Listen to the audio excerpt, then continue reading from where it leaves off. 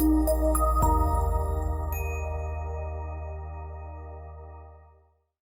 morning, everyone. I'm hoping that you can hear me loud and clear wherever you're joining the SafetyOn virtual stakeholder day from. This is quite different to how we held our first stakeholder day just some 12 months ago in Edinburgh. And the concept or the idea of being in a room with 100, 150 of you again does seem still to be some way off. I'll introduce myself. I'm Lindsay McQuaid. I'm the current chair of SafetyOn, and I'm delighted to be with you this morning as we pitch our second stakeholder day to you. I would have dearly loved it to be physically in a room with you, but that's not going to be possible this year for very obvious reasons. But I think it is fantastic that we are all able to convene in this virtual world that we've all become terribly familiar with over the period. And I would say that COVID-19 has been one of the things that SafetyOn's had to respond to in a pretty agile fashion during 2020. It's not necessarily been something that we planned or could even have conceivably thought we would be in this position this time last year. But the one thing I have been delighted about is the response from the members of SafetyOn, the engagement that we've seen all the way across the sector, and then the feedback I've also had, even from beyond the membership, about the safety standards that have been put in place to support our industry, irrespective of whether they're developing assets, constructing assets, operating assets, or indeed back in the office supporting all of those processes. And that's been something that the team have worked very diligently to ensure that we are keeping a pace with the latest regulations and guidance. And I understand that we're in the process of pushing out at some point very soon version 10 of that guidance, which just shows you how much we've had to learn and respond to over that period. And I was particularly delighted for the industry, and I hope you all are too, for the recognition of that work at the Scottish Renewables Green Energy Awards last week, where we received the award for positive improvement. So excellent recognition for the work that's been done, and a big thank you to the organisation and specific members of SafetyOn and Renewable UK for their participation, involvement and support in that process. So it hasn't really been a normal year, but I think today what we're wanting to talk about mostly is everything else that's been going on. So we'll touch on absolutely the work that's been happening as part of COVID-19 and what the ramifications of that have been for health and safety across the onshore wind sector. But I'm also keen that we can present to you and articulate to you what else has been happening, because business as usual has absolutely been part of that work that's been ongoing. So the key themes of today are going to be about the work programme that we had mooted at the last stakeholder event, and demonstrate the sort of progress we've made against there, whether that's working at heights, whether that's to do with emergency response, and the publications that have come out to support those work streams. We'll also then take you through the latest set of data that we've managed to collate from across the sector, building that bank of knowledge, that bank of information that will then obviously go on to inform in a more proactive way the work plans in future periods as well. And having that data is going to be completely relevant and important as we do look for risk indicators or any trend analysis going forward with SafetyOn. We'll then have the pleasure of also having a dedicated session today with regards to our Tier 2 membership. So that's probably been one of the biggest changes since this time last year. We have grown our Tier 2 membership quite significantly, and I'm delighted that Ricky Guy is going to be here to present and talk about that Tier 2 progress that's been made over the course of the year. We're then going to talk about the work plan for 2021 so that you've got a heads up and an understanding of what the initial work plan is looking like. Obviously, there's still an opportunity to influence and inform that work plan and also to participate in any of the work streams that are coming forward. And then we're also very, very delighted to be welcoming Dr. Fiona Earle from Hull University to speak with us about human factors and what does that mean. And that's really a follow-on from the excellent session that we had at last year's stakeholder day with regard to mental health, which really seemed to resonate with everybody that was there. So we're hoping that this furtherance of the discussion around human factors and basically how do we as individuals affect health and safety outcomes? What does our behaviour mean? How does our thought process affect? What's the culture of an organisation mean? And go into those elements in a bit more detail. So I'm delighted that Fiona will be joining us this morning with Ewan McMillan from Scottish Power as well. And then finally, a good old wash up at the end of the day where you'll have the opportunity to quiz a number of contacts from around the sector. Delighted that Trevor Johnson's been able to join us from HSC again this year, and Trevor will be joined by a mix of Tier 2, Tier 1 members, and Hugh McNeil from Renewables UK as well. So please do use the facility on the WebEx to ask any questions that you might have, and I'm very much looking forward to all of the sessions today, just so that you get an idea of the work that has been going on and the position that SafetyOn now has in the renewable sector and onshore wind sector. So I mentioned, if I can move on to the next slide, please, Beata. Thank you. So we talked about our membership, and a lot of these names will be familiar to you from the slide that I put up this time last year, but we've been particularly pleased to welcome Deutsche Windtechnik as another Tier 1 member over the course of 2020, and if I go to the next slide again, that will show you their logo now on our screen as well. So these are the members that sit on the leadership board, and it's great to have everybody there representing their organisations, representing the onshore wind sector.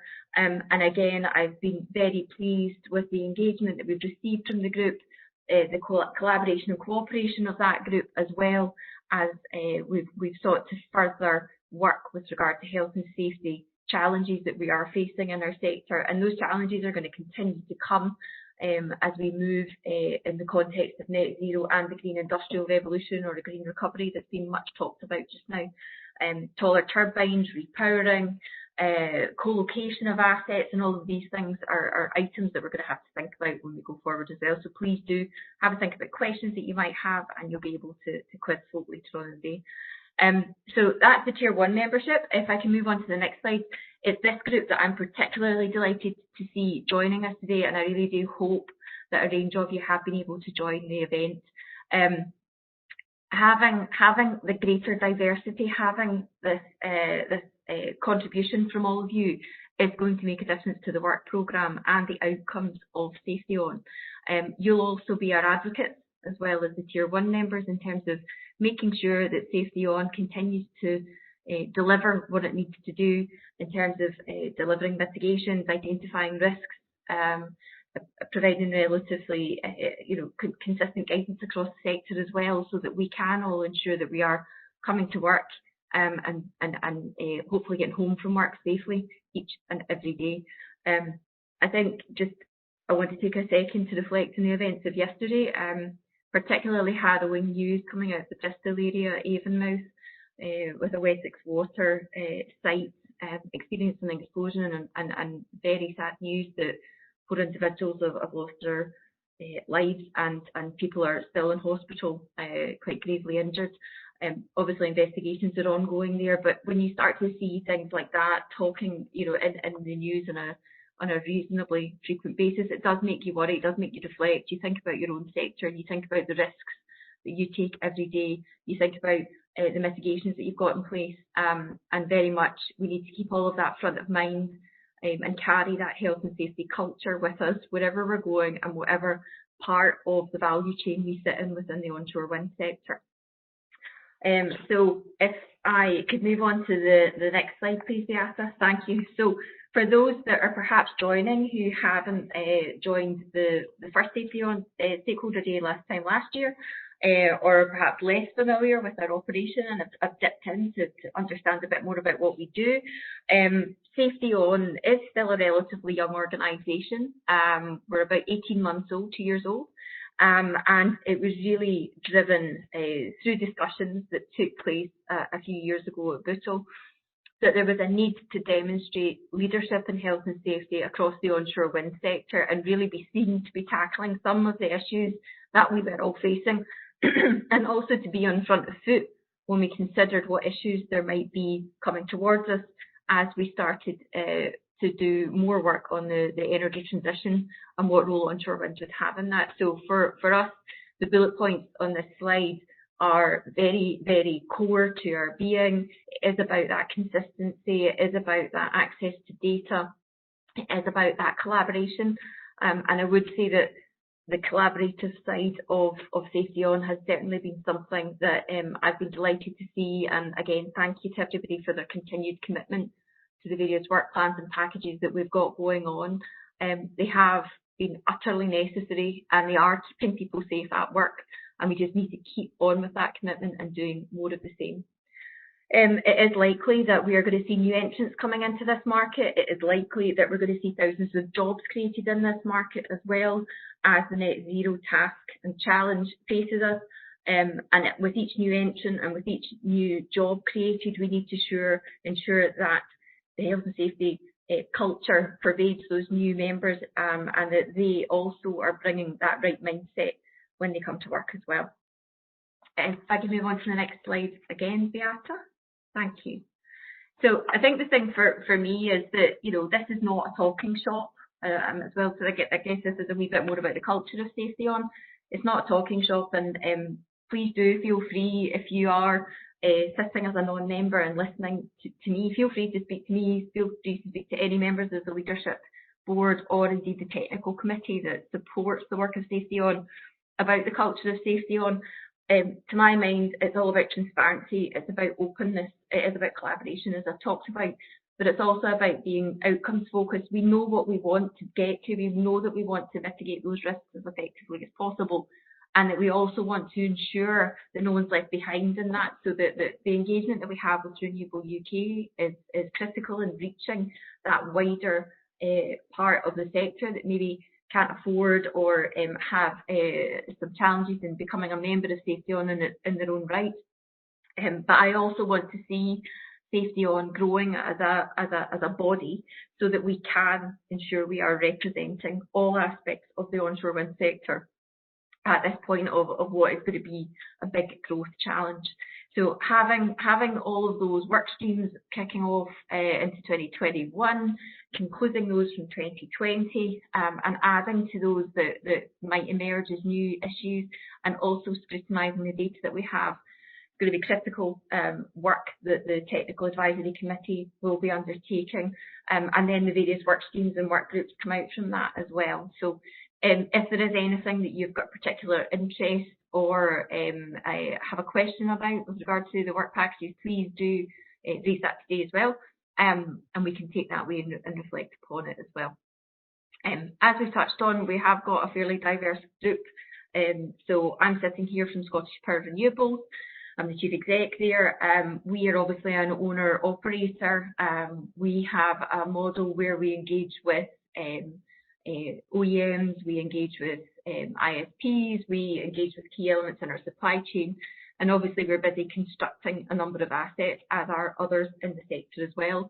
But those assets aren't just wind, and we are co-locating other technologies on our wind farms, and through that process we've had to think about what does that mean for our risk, what does that mean for any mitigation that we require to put in place, and again I'd imagine that others are in a similar boat as well. So I think these are some of the key topics that we'll be touching on throughout the course of today. But what I wanted to do was kick the morning off with a short film that's been produced to reflect on 2020 and the year that has been for SafetyOn. After we've played that film, David Armour, the chair of the Technical Advisory Committee, will then follow on with his presentation about the work that's been taking place this year. Thank you and good morning.